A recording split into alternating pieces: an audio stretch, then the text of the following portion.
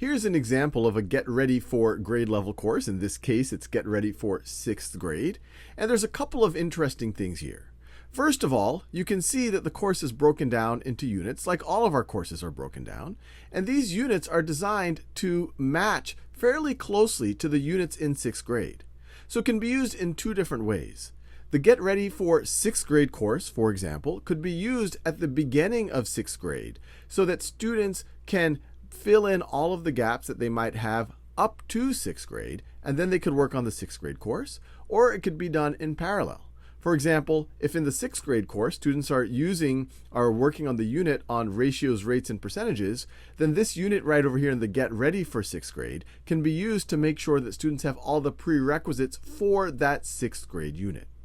Now, what we recommend, because most 6th grade students will already have some of the mastery, will already know many of the skills in the Get Ready for 6th grade course, we recommend that they start with the course challenge.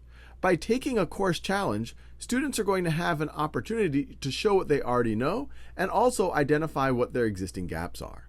If students are doing well on the course challenge, they can keep taking it. They're going to get different exercises, different items every time, and they can accelerate quite quickly through the Get Ready for grade level course. But of course, if they need to fill in gaps, they can then go to those corresponding units. So for example, I could go to this unit right over here and do more focused skill-based practice on the things that they haven't mastered yet. And even within a unit, you can also use things like our unit tests, which you can see right over here, to, similar to a course challenge, accelerate through what you already know, but then also identify the gaps for what you don't already know. So hopefully all of y'all enjoy using the Get Ready for grade level courses. I just use 6th grade as an example. It's a way to ensure that students enter this grade level, enter whatever grade level they are, whatever course they are in, without those Swiss cheese gaps. There's a way for them to fill them in and then continue to proceed at their own time and pace.